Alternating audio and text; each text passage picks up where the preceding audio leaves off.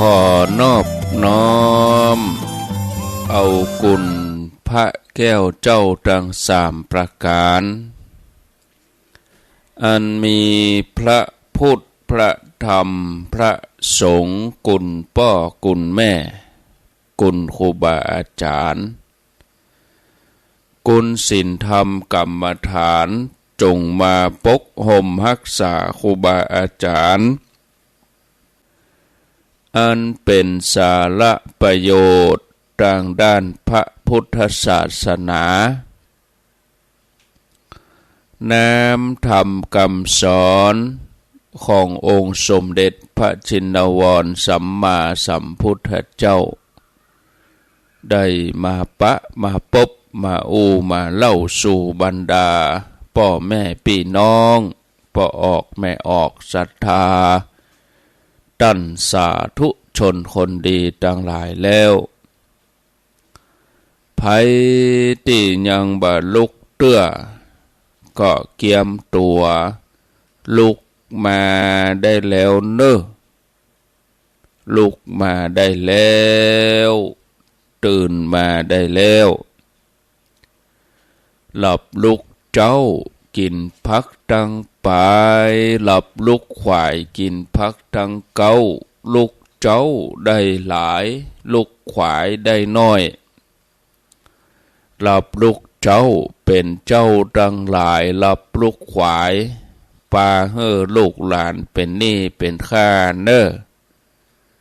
ตื่นมาเหี่ยเนอลุกมาเหี่ยเนอลุกเนอลุกเนอลุกตื่นตื่นได้แล้วลุกได้แล้วญาติโยมท่านทั้งหลายลุกเจ้าตื่นตัวเจ้าบัวกับหันเยื่องนาพังพร้อมลุกขวายบ่ตันหนตางกิดก้อมก้าตัวบ่ต้อมปุ่นอายจุงเก่งเข้าไว้อย่าไปฮือขวายต่อแน่สบายจำไว้เนอเจ้าจำไว้เนอเจ้า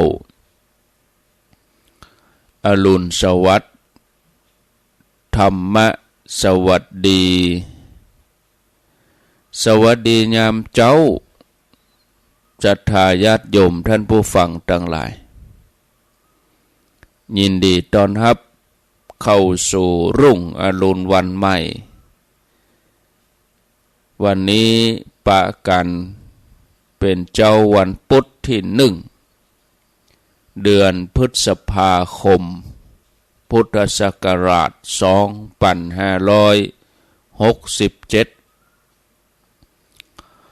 วันนี้เป็นวันเดือน7เหนือแฮม8ค่ำเดือน7เหนือ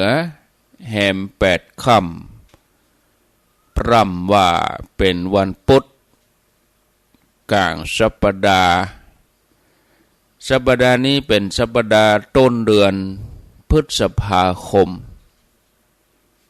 เดือนพฤษภาคมนี่ก็มีอยู่31วันวันนี้ก็เริ่มต้นวันที่1พฤษภาคมก็เป็นวันแรงงานแห่งชาติวันนี้ผู้ใช้แรงงานเกษตรนี่บ่หยุดกันเนาะหยุดเฉพาะกรรมกรโรงงานผู้ที่ทำงานใจแรงงานโรงงานรับจ้างอย่างเนี้ยนะเป็นวันแรงงานเพื่อก็หยุดแต่ราชการนี่บ่หยุดนะญาติโยมเนาะก็มาปะกันในวันนี้เดือนพฤษภาคมนี่ก็เป็นเดือนที่5ของปีนะเดือนที่4นี่จบไปตะวาเดือนเมษายนเดือนสากลนี่นะนับ1เป็นมกรา2กุมภา3มีนา4เมษา5พฤษภา เดือนพฤษภาคมเนี่ยเป็นเดือนที่5รายการที่ญาติโยมรายการที่ญาติโยมได้ฟังอยู่ณเวลานี้เป็นรายการธรรมะยามเจ้าชื่อว่ารายการเสียงธรรมแสงอรุณรายการเสียงธรรมแสงอรุณดำเนินรายการโดยอาตมภาพพระครูอภิวัฒนวิกรมวัดปากตังเจริญตำบลดอยหล่ออำเภอดอยหล่อจังหวัดเชียงใหม่เป็นผู้รับผิดชอบดำเนินรายการมาปะญาติโยมทั้งหลายเป็นประจำในวันจันทร์วันพุธแล้วก็วันพฤหัสบดีเวลา5 ถึง 6 โมงวันนี้เป็นวันพระวันศีลโดยญาติโยมทั้งหลายหลายผู้หลายท่านก็คงจะตื่นมาตั้งแต่เจ้าเกียมตั๋วที่จะไปวัดไปวาญาติโยมบางท่านก็ตื่นขึ้นมาทำกับข้าวกับปลาหุงหาอาหารเป็นที่ม่วนอกม่วนใจยามเจ้าก็ฟังทุเจ้าไปโดย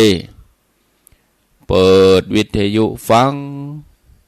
ตื่นเจ้ามาทำภาระธุระส่วนตัวไหว้พระสวดมนต์ทำกับข้าวกับปลาหุงหาอาหารเกียมที่จะไปการไปงานบางท่านก็ออกไปทำงานไปธุระตั้งแต่เจ้าปิกเข้ามาก็พักผ่อน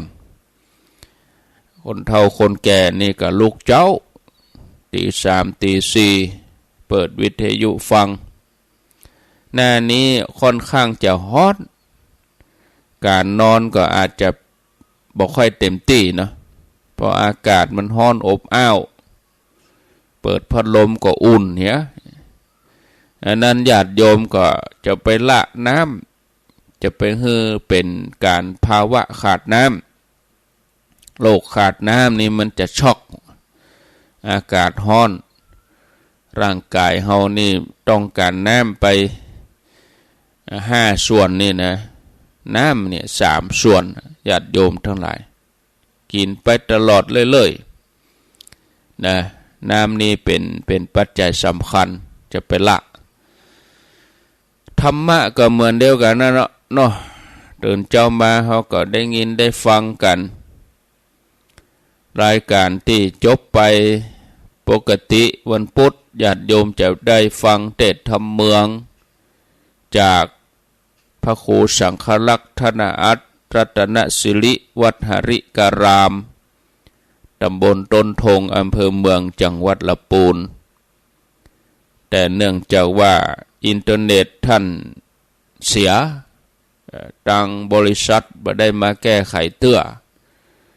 ก็ทำให้เป็นอุปสรรคว่าสามารถที่จะจัดออนไลน์ได้อาตมาภาพก็เลยนิมนต์ตุลุงยองได้จัดรายการได้ทำหน้าที่แทนก็จบไปเมื่อตะกี้นี้ตี 5ก็มาปะอาตมาภาพรายการต่อจากอาตมาภาพประจำวันพุธก็ญาติโยมจะได้ฟังเทศน์นามเทศน์ธรรมมรดกธรรมพื้นเมืองอนุรักษ์ญาติโยมจะได้ฟังหลวงพ่อพระครูวิสิตศิราพรเจ้าคณะตำบลป่าแดดอำเภอเมืองเชียงใหม่วัดวังสิงห์คำเป็นประจำทุกวันพุธที่หลวงพ่อจะได้มาออกอากาศร่วมกัน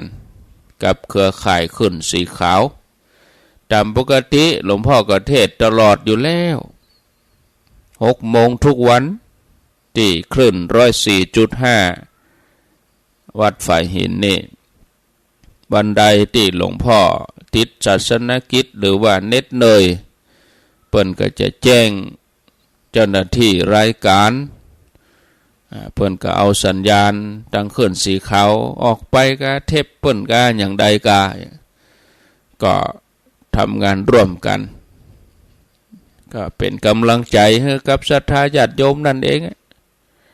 คนเฒ่าคนแก่ที่เปิ้นไปไหนบ่ไหวผู้ป่วยติดเตียงกาคนเฒ่าคนแก่อยู่ตามบ้านกาโอ้ไปไหนก็อิดไปไหนก็บ่ไหวแล้วก็มีวิทยุมีธรรมะเนี่ยไปถึงบ้านถึงจองความอุ่นอกอุ่นใจมีกำลังใจสำคัญที่สุดก็คือสถานีวิทยุที่เปิดรับสัญญาณนำรายการนี้ไปสู่ผู้ฟังทางบ้านบ่ว่าไกลว่าใกล้เปิดรับสัญญาณไปออกอากาศให้หมู่เฮาได้ยินได้ฟังกันครูบาอาจารย์ก็มีโอกาสได้เผยแผ่ธรรมะเข้าถึงประชาชนญาติโยมได้ฟังอย่างที่หลากหลายครูบาอาจารย์ก็ สลับซับเปลี่ยนกันไปบรรยายกาเทศธรรมเมืองกาเปลี่ยนบรรยากาศเป็นที่น่าอนุโมทนาก็ขอบคุณเนอะทุกสถานีทุกคลื่นทุกที่ทุกแห่งสำหรับวันนี้ก่อนที่จะนำเสนอธรรมะก็อนุโมทนากับญาติโยมที่เปิ้นอุปถัมภ์ประจำเดือนทุกเดือนเนาะกะน้ำกะไฟกะอินเทอร์เน็ตอันนี้ก็เป็นหัวใจสำคัญถ้าเฮาบ่มีอินเทอร์เน็ตบ่มีการน้ำกะไฟบ่มีสิ่งเหล่านี้มันก็ออกอากาศไปสู่ญาติโยมบ่ได้นั่งอูอยู่คนเดียวอินเทอร์เน็ตนี่กะไฟนี่ในใจกูเดือนญาติโยมลำพังเขาจะอาศัยญาติโยมที่หอมเป็นงานเขามีงานเขาก็บ่ได้ปะกันจะฮือเปิ่นมาหอมถึงวัดมันก็ยากมันบ่เหมือนแต่ก่อนเนาะญาติโยมก็อาศัยท่านที่เปิ่นเข้าใจเปิ่นก็ลดภาระอันที่ญาติโยมเขาก็ตามกำลังนะแบบป่อเขาพวกก็ทำของเปิ่นตามกำลังก็ขออนุโมทนาบุญแม่จันเรือนใสแม่เดินเพนทิมบางแม่อมราวงแหวนแม่กันดาศีเนตรแม่ครูเกษณีชัยเทพแล้วก็แม่พัฒนันวิจิตรไพศาลหรือว่าแม่พัฒนันแซ่ตั้งโยมกนกพิษชัยนาร้อยตำรวจตรีสุจักรพรหมเสนพร้อมอาจารย์เกรียงศรีพรหมเสน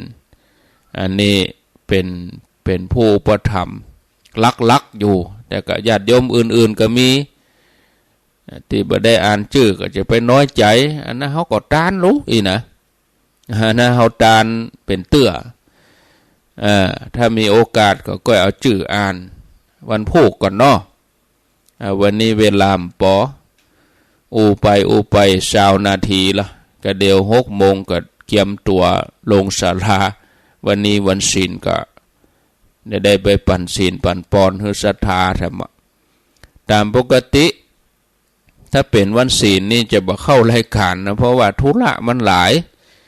เนาะตื่นเจ้ามาเขาก็ทำวัดเจ้าสวดมนต์โยโกห้องปฏิบัติ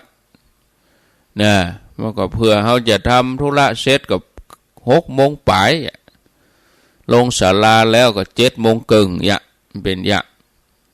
วันศีลนี่นะแต่วันนี้บ่ได้เพราะว่าเริ่มต้นวันที่1และแถมอย่างหนึ่งก็มีข่าวสารที่จะบอกกล่าวญาติโยมเนาะก็มาฟังธรรมะกันก่อนเมื่อได้บอกกล่าวให้ญาติโยมได้อนุโมทนา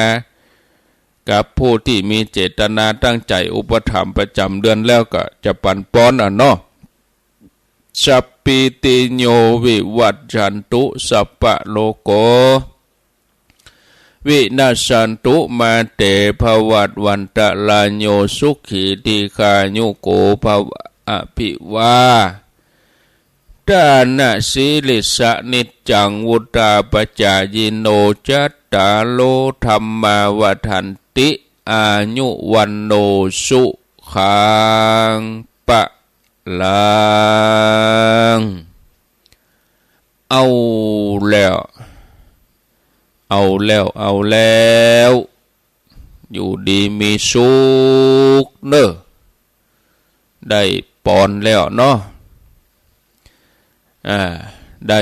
ฟังปอนได้หับปอนต่อไปก็มาฟังธรรมกันญาติโยมทั้งหลายการฟังธรรมเนี่ยถือว่าเป็นสิ่งมงคลนะเป็นมงคลทำมือเฮาได้เกิดความรู้ได้ธรรมะได้ปัญญาได้ความแตกฉานในสมัยพุทธกาลนี่สงฆ์สาวกทั้งหลายที่เปิ้นสำเร็จธรรมนี่เปิ้นก็ได้ฟังนะอันนั้นเปิ้นฟังเป้าหมายก็คือไปสู่ความพ้นจากกิเลสอาสวะทำให้ได้ยินได้ฟังในสิ่งที่บ่เคยได้ยินได้ฟังได้ทบทวนความรู้ที่เคยได้ฟังมาแล้วได้คลายความสงสัยที่มันเกิดขึ้นในใจคนที่ฟังธรรมเป็นประจำอย่างญาติโยมเขาทั้งหลายนี่นะฟังธรรมเป็นประจำเนี่ยคนนั่นเปิ่นจะมีจิตใจที่ผ่องใสผ่องแผ้วนะเป็นการเพิ่มพูนสัมมาทิฏฐิคือความหันให้ถูกต้องเชื่อในกฎแห่งกรรมบาปบุญคุณโทษทำดีทำชั่วเรื่องสวรรค์นรกกลัวในการที่จะทำชั่วก็อยากจะทำความดีเว้นจากบาปอกุศลเนี่ยศรัทธาญาติโยมพุทธองค์เพิ่นก็มีแนวทางในการเผยแผ่ในการแสดงธรรมเวลามีอุบาสกอุบาสิกานะมาพระองค์ก็ใช้วิธีการแสดงธรรมแล้วเนาะนะนอกจากนี้ผู้ฮู้ยังได้อู้ถึงอานิสงส์แห่งการฟังธรรมว่าบุคคลใดได้ฟังธรรมเป็นประจำจะทำให้บัตกไปสู่ทุกขตินะ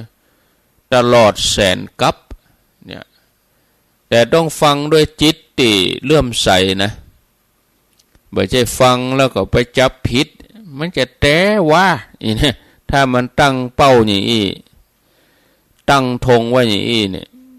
มันก็จะไปลุดพ้นจะได้มันก็กล้าฟังแล้วตั้งเป้าอย่างนั้นมันก็มีด่านทันแล้วเวลาฟังพระฟังบรรยายธรรมเอาไปตั้งด่านอย่างนี้แล้วมันก็บรรลุมันเติกมันเกิ้งเนาะใจมันเกิ้งอยู่หั่นเป็นดอยหม่อนใหญ่อยู่หั่นนะมันก็ไปหันทะลุจะได้แต่ถ้าเฮาแปลงใจทำใจเลื่อมใสเนาะฟังไปพิจารณาไตรตรองเนี่ยนะเมื่อเฮาฟังแล้วเฮาพิจารณาไตรตรองแล้วเฮาลงมือเลยลงมือปฏิบัตินะลงมือปฏิบัติเนี่ยไม่ใช่ว่าฟังสักแต่ว่าฟังนะโอ้ฟังแล้วเข้าใจก็ลงมือปฏิบัติถึงแม้จะฟังเพียงบทเดียวก็สามารถทำให้บรรลุได้เหมือนกันหมดกิเลสได้เหมือนกันเพราะอย่างก็อย่างที่ตะวาเนาะตะวาวันศุกร์กะวันจันทร์งูเหลือมอันเนี้ยฟังกะอายตนะวิภังนะนี่ศรัทธาญาติโยมทั้งหลายหมดจดเลยยกขึ้นเลยยกภพยกภูมิเลยเนี่ย จากภูมิเดรัจฉานนะอ้อข้ามกี่ขั้นนะเดรัจฉานน่ะเป็นงูเหลือมอ่ะไปเป็นเทวบุตรปุ่นโดเนาะแล้วเฮาทั้งหลายนี่เฮาเป็นมนุษย์อ่ะเนี่ยญาติโยมโอ้จะไปฮือเสียยี่ห้อมนุษย์เนอะมนุษย์นี่มันถึงว่าใจสูงนะใจประเสริฐนะเฮาสูงเฮาประเสริฐกว่าเดรัจฉานโลเดรัจฉานฟังงูเหลือมฟังตึงวันก็แปลก็บ่ฮู้เรื่องน่ะเนาะแต่คนเฮานี่พอฟังกันฮู้เรื่องเฮาอู้กำคนดูสัตว์เดรัจฉานนี่มันฟังสักแต่ว่าเอาจำไว้เป็นอุปนิสัยไว้แต่คนเฮานี่เฮาอู้กำคนน่ะสัตว์เดรัจฉานนี่เขาฟังเขาก็ฟังไปอันนั้นก็แปลไปก็บ่ฮู้ยะฟังก็เพลิดเพลินฟังด้วยจิตเลื่อมใสด้วยใจนิ่งอาจจะนิ่งเนาะฟังนิ่งอยู่หั่นยะเป็นอุปนิสัยคนเฮาเนี่ยเขาอู้ภาษาเดียวกันภาษาคนหรอกนี่อย่างถึงจะบอกฮู้เรื่องแต่อู้ภาษาคนแล้วคนเหมือนกันอู้กำคนเหมือนกันอู้บ่ฮู้เรื่องเนี่ยก็บ่ฮู้จะไปอู้อย่างใดฟังเนาะญาติโยมเนี่ยก็ขอให้เข้าใจฟังเป็นอุปนิสัยติดตัวเหมือนอย่างกับพระรูปหนึ่งนะญาติโยมเปิ้นบรรลุธรรมอายุ7 ขวบโอ้บ่ใจสักเล็กสักน้อยบรรลุธรรม7 ขวบ7 ขวบแล้วบรรลุธรรมนี่มีพิเศษจะใดก็ลองฟังพอกะชนิดที่ว่าสุขาปฏิปทาคิปะพิญญาชนิดที่ว่าคิปะพิญญามันแปลว่าอย่างคิปะพิญญาเนี่ยได้ยินมันก็แปลว่าการเข้าถึงโวยปฏิบัติได้โวยสะดวกบ่ต้องลำบากนะบ่ต้องทุกข์ยากลำบากสุขาปฏิปทาขิปปะพิญญานี่7 ขวบพระรูปนี้ชื่อว่าเอกธรรมบรรลุธรรมเป็นอรหันต์7 ขวบนะก็มีเรื่องราวให้ฟังเนอะนะก่อนไปวัดนี่เนาะในสมัยพระพุทธเจ้าชื่อว่าปทุมุตตระตัวพระท่านนี้เปิ้นได้เกิดเป็นฤาษีฤาษีนี่ก็บำเพ็ญตบะแก่กล้า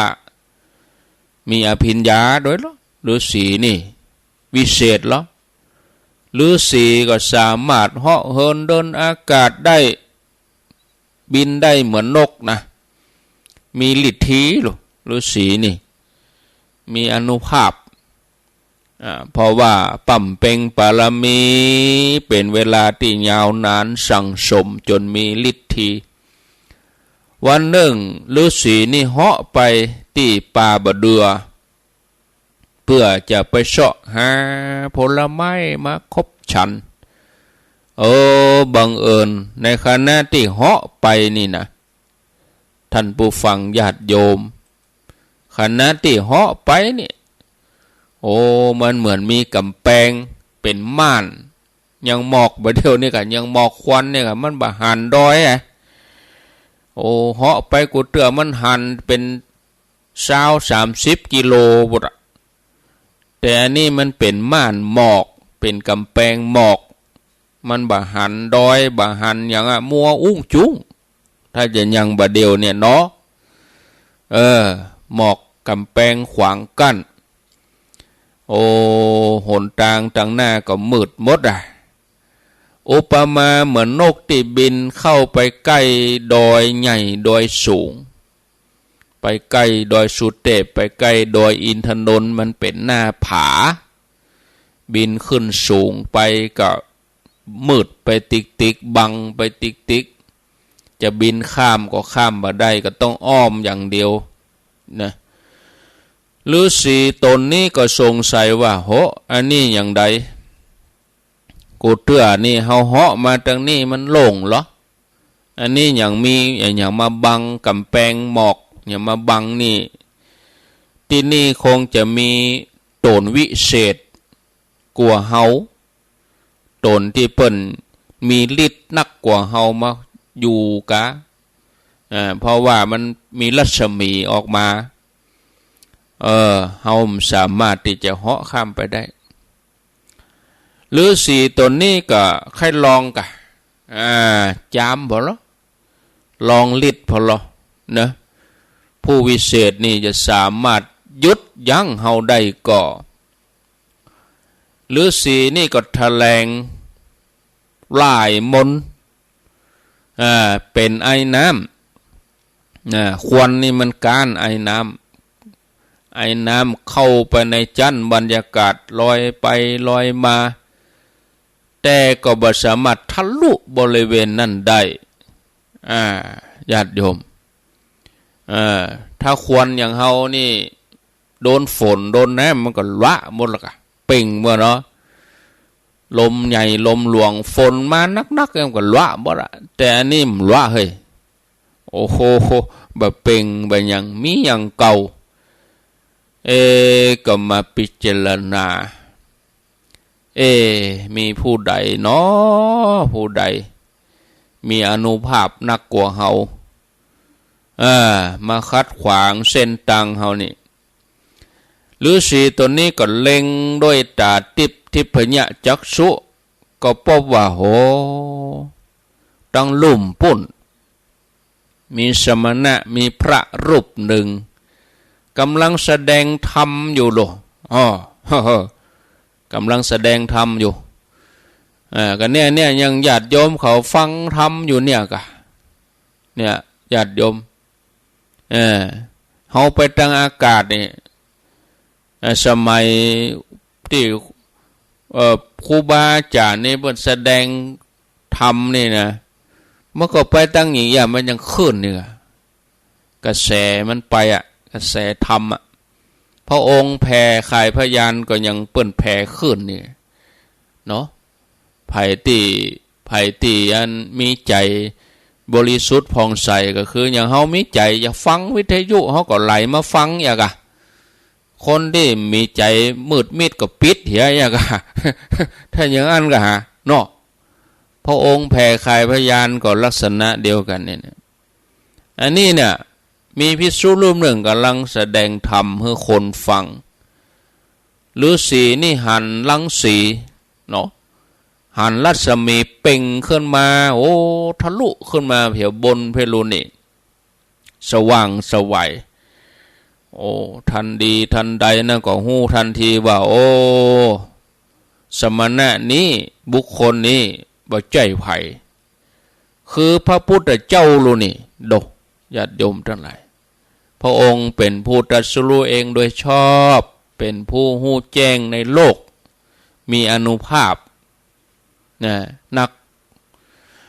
ฤาษีหันแล้วก็เกิดความเลื่อมใสในองค์พระสัมมาสัมพุทธเจ้าเหาะเข้าไปใกล้เปิ้นแล้วก็ตั้งใจฟังที่พระองค์แสดงธรรมพระองค์แสดงธรรมเรื่องเนี่ยพระองค์แสดงเรื่องอนิจจลักขณะแสดงธรรมว่าอนิจจาวัฏสังขาราสังขารทั้งหลายบ่เที่ยงหนอแต่อีบ่ได้นะเนี่ยอนิจจาวัฏสังขาราบทนี้กรรมนี้ญาติโยมเคยได้ยินที่ไหนก็บ้านศพเหรอแล้วเราไปห่วมกี่ศพแล้วเวลาพระเปิ่นพิจารณาภาพบางสุกุลอนิจจาวัฏสังขาราเนี่ยสังขารตั้งหลายบ่เที่ยงหนอฤาษีตนนี้ได้ฟังตัวสั้นคว้าเลยเข้าใจเลยปีติท่วมมาเกิดขึ้นเลยโอ้ท ทำข้อนี้บทนี้อย่างมีคุณค่าเนาะโอ้แจ่มชัดแจ่มชัดนะทีนี้ฤาษีก็จำนะจำกรรมเนี่ยอนิจจาวัฏสังขาราสังขารทั้งหลายบะเตียงหนอเนี่ยสังขารทั้งหลายบะเตียงหนอสังขารทั้งหลายบะเตียงหนอมันก็เลยมาบันทึกอยู่ในใจนี่ตลอดทีนี้ก็เหาะอ้อมไปเปิ้นเคารพหรอพระเจ้าไปแสดงธรรมอยู่ลุ่มเปิ้นอ้อมข้ามหัวเปิ้นอ้อมไป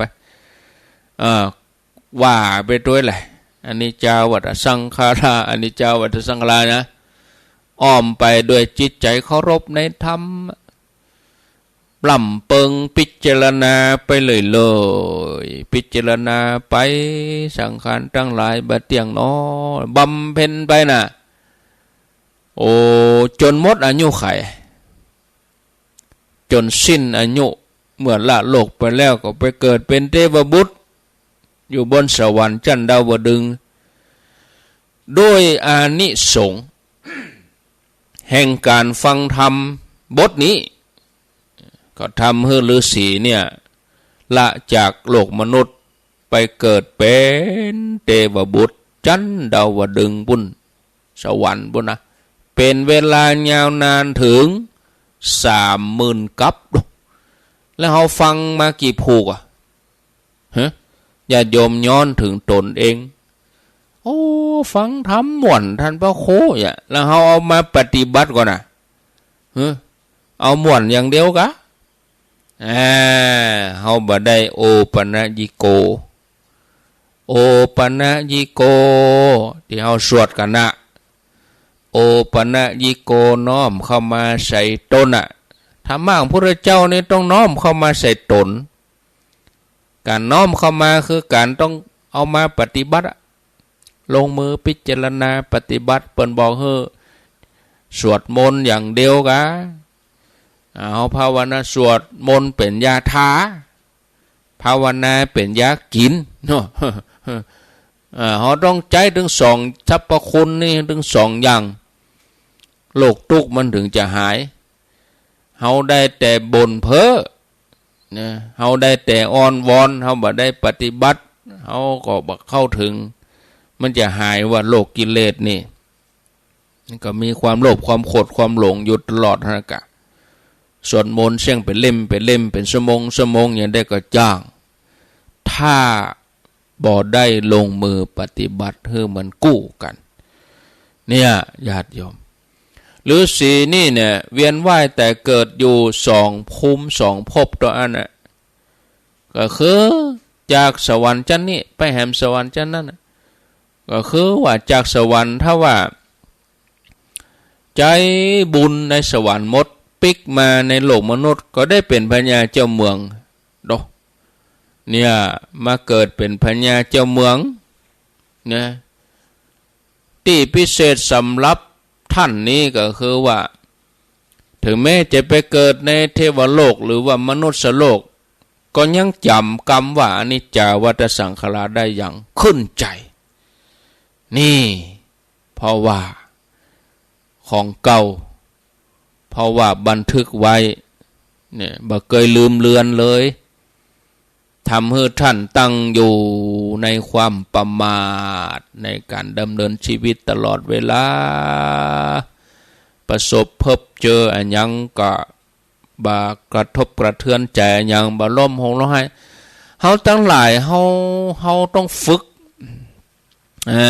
บางทีเฮาเจอแล้วก็เอาบางคนทุรนทุรายร้องงมร้องไห้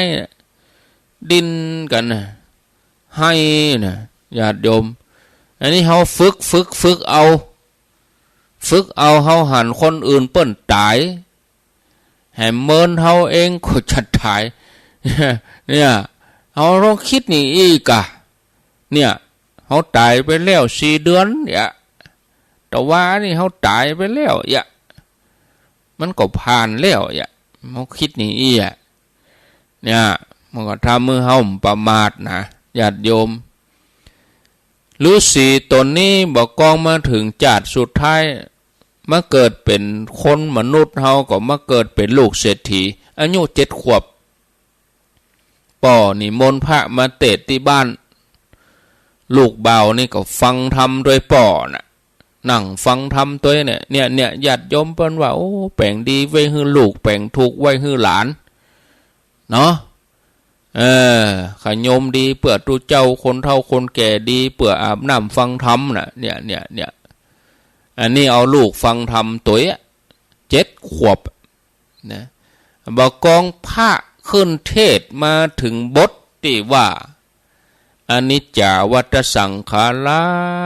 สังขารตั้งหลายบัดเตียงหนอเตยะสัญญาเก่าขึ้นมาเลยเนี่ยคว้าเลยเป่งขึ้นมาโหอันนี้เคยได้ยินที่ไหนมาเก่าก่อนสั่งสมมาดีแล้วสัญญาเก่าขึ้นมากับเข้าใจแจ่มแจ้งในสิ่งที่พระเทศเนี่ยสังขารมีเกิดขึ้นตั้งอยู่ดับไปเป็นธรรมดาเนี่ยการเข้าไปสงบระงับสังขารทำให้เกิดสุขในที่สุดเนี่ยพระเทศจบก็เป็นอรหันต์เลยญาติโยมอันนี้เราอ่อน7 ขวบฟังธรรมบทเดียวอนิจจาวัฏสังขาราหูแจ้งแทงตลอดในเวลาบักกี่วินาทีเป็นเพราะว่าท่านได้สั่งสมบุญด้วยการฟังธรรมแล้วบุญอื่นๆก็ครบถ้วนด้วยนะเหตุที่ท่านได้บรรลุธรรมสะดวกง่ายนี่อานิสงส์เพราะอย่างเพราะว่าฟังธรรมนำปฏิบัติการฟังธรรมนี่นะญาติโยมทำเมื่อเรามีดวงสติดวงปัญญาสว่างไสวเข้าใจเรื่องบาปบุญคุณโทษเป็นสิ่งสำคัญแล้วก็จะทำเมื่อเราดำเนินชีวิตประมาทดำเนินชีวิตได้อย่างถูกต้องปลอดภัยเพราะว่าวัฏสงสารสังสารวัฏนี่มันยาวไกลญาติโยมไม่ใช่สักเล็กสักน้อย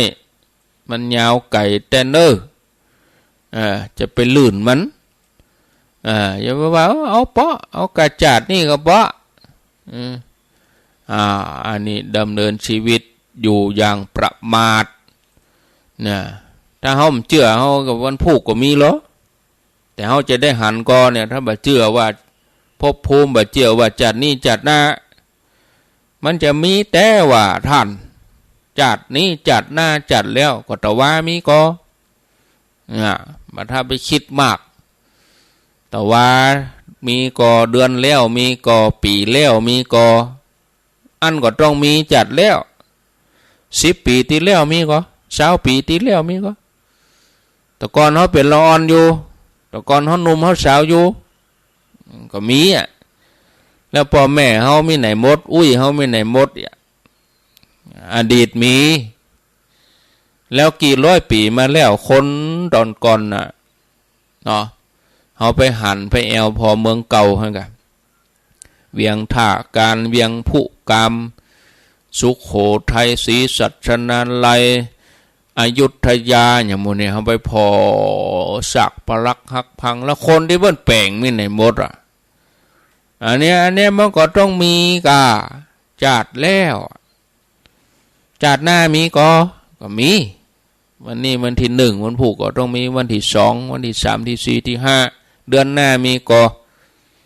มีถุนานี่นะมีถุนาแล้วก็เดือนกรกฎามีก็มีนะกะแล้วเขาจะได้หันก็เนี่ยเพราะนั้นอย่าไปประมาทอย่าไปประมาทนาทีแล้วก็มีชั่วโมงแล้วก็มีนะญาติโยมท่านทั้งหลายของอย่างที่เฮาบ่หันเฮาจะไปว่ามันบ่มีมันมี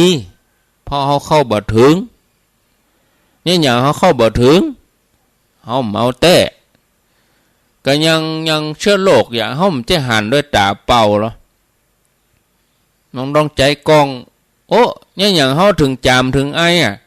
ก็เชื้อโรคเข้าสู่ร่างกายเฮาแล้วเฮาหันมันไม่เป็นตัวเป็นตินมันไม่ใช่มาอย่างงัวอย่างควายรอเขาใส่เนาะ มันไม่ใช่มาอย่างรถจะจนหรอกมันไม่ใช่อย่างอันโดเชื้อโรคมันน้อยอ่ะมันเป็นโมเลกุลมันเป็นอะตอมมันเป็นหน่วยเล็กๆหน่วยน้อยๆเขาหายใจเข้าไปโดนเชื้อโรคแล้วเขาหันเขาบะหันอันที่เขาบะหันเนี่ยเขาจะไปว่ามันบะมีอ่ะแล้วที่เปิ้นหันมีก็มีไผหันก็หมอเปิ้นหันน่ะโอ้คุณนี่มีเชื้อโรคเป็นไข้หวัดเป็นโควิดเป็นเชื้อนั้นเชื้อนี้คุณหมอฮู้ได้อย่างไรครับ เอาก็ยังมาตั้งคำถามอยู่ก็หมอเปิ้นหันน่ะแล้วคุณหมอหันได้อย่างไรครับเขาบ่ได้ถามกะเปิ้นรักษาเลยเปิ้นจัดยาจัดหยังเฮาสมควรจะได้ยาอย่างใดก็เหมือนเดียวกันธรรมะจัดสรรอย่างนั้นเขาจะไปถามมันอย่างมันจะแต่ก็มันจะอย่างอันก็ครูบาอาจารย์เปิ้นสืบทอดกันมากี่รุ่นแล้วเนาะญาติโยมทั้งหลายดังนั้นเขาจะต้องตั้งใจเอาคือไผ่ทำไผ่ได้อะของอย่างอี้นะแข่งกับเวลาแข่งกับความเท่าเฮาจะไปรอก่อนพอก่อนนะถ้าเฮารอก่อนการที่เฮาจะเข้าถึงธรรมมันก็รออยู่ฮะนะถ้าหันก่อนเหยเฮาก็ตัดสินใจทำเหียอายุเฮามันนักขึ้นติ๊กๆสังขารเฮาก็จะบ่ไหววันเวลาที่เฮานับกันไปเนี่ยอายุเขานักขึ้นนะเฮาไม่ใช่หนุ่มไปถึงวันดอกแก่ไปถึงวันเฒ่าไปถึงวันสังขารมันก็จะต้องล่วงโรยไปแหละโอ้วันใดวันหนึ่งถ้าเฮาไปไหนบ่ไหวแล้วเฮาก็เอาสิ่งต่างๆที่เฮาเนี่ยเฮาทำเนี่ยมาจำเป็นอาจินเหมือนอย่างฤาษีตนนี้แล้วก็เหมือนอย่างงูเหลือมเนี่ยนะญาติโยมทั้งหลายเอาแจ้งข่าวสารอันนี้ญาติโยมอยู่ทางใกล้นี่เนาะโดยหล่อเฮาสับปะตองไม่วังก็ดีฮู้จักแม่จันจิลานินโขงแม่จันจิลานินโขงนี่เพิ่นเป็นผู้นำบุญขึ้นสีขาวเฮาเก่าก่อนเนอะอยู่ด้วยกันมาเป็น10-20 ปีเนาะสมัยอาตมาทำวิทยุใหม่ๆโดยน้อยปุละมาอ่านเนาะไปแถวลาวไปแถวภูเก็ตพังงาไปแถวพม่าไปแถวเชียงตุงไปหมดแล้วเพิ่นผู้นำบุญแม่จันจิลานี่เวลาเพิ่นจัดรถก็บ่ต่ำกว่า10กันนะ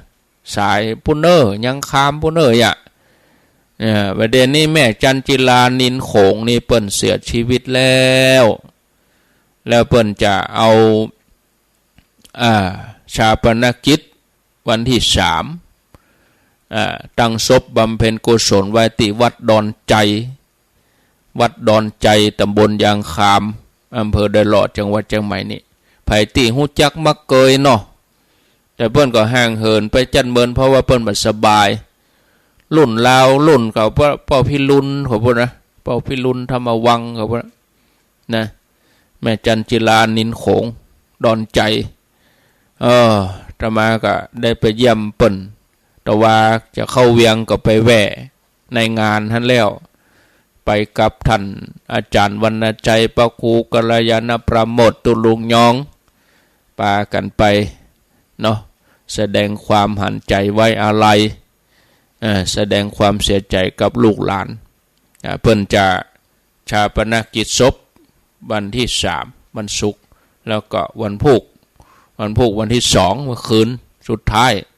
อาตมาจะได้ไปแสดงธรรมเนาะวันที่2ก็แจ้งข่าวบางทีญาติโยมเขาอาจจะรู้จักเนาะแม่จันจิลาแล้วก็วันที่5วันอาทิตย์นี่ก็ญาติโยมไผบัดติดงานที่ไหนก็เชิญมาแอวปักตังเจริญเนอะมีงานอะไรอย่างก็มาแอวพอคนเดียว งานบุญก็ขอเจริญพรเนอะใครสะดวกมาก็ขอเจริญพรเวลา9 โมงก็มาก่อนเห็นหน่อยสัก8 โมงเกินก็มา9 โมงเริ่มพิธีเนอะญาติโยมก็เชิญชวน จะได้มาร่วมบุญกันขออนุโมทนาบุญกับทุกคนทุกท่านนะพอเวลาแล้วก็หมดเหลือแถม8 นาที9 นาทีก็บ่วางสายแล้วนะก็เดี๋ยวฟังหลวงพ่อพระครูวิสิตศิลาพรต่ออาตมาวางสายละเหลือแถม9 นาทีหลายท่านว่าท่านพระครูวันจันทร์วันนั้นเนี่ยท่านพระครูเปิดเพลงอะไรอย่างเป็นเพลงชื่อว่าเพลงหนี้กรรมไหมเนอะเพลงหนี้กรรมของน้องแอนมิตรชัยน้องของชัยยามิตรชัยลิเกพระเอกลิเกชื่อเพลงธรรมะว่าเพลงหนี้กรรมไหมนะเดี๋ยวจะเปิดจนจบแฮม8-9 นาทีนี้ถ้ามาจะเกียมตัวลงศาลาปันศีลปันปอนเฮือศรัทธาเขาอย่ากรรมก่อนเนาะวันนี้วันพุธก็ได้อยู่วัดเกียมสถานที่เกียมแวดเกียมวาก็มีเวลาเกียมแห่3 วันมีเวลาเกียมงาน3 วัน4 วันวันที่5นึกวันอาทิตย์ก็เชิญชวนญาติโยมทั้งหลายทุกคนทุกท่านเนาะมาร่วมบุญกันที่วัดปากตังเจริญเนาะพอสมควรแก่เวลาลาศรัทธาก่อนอายุ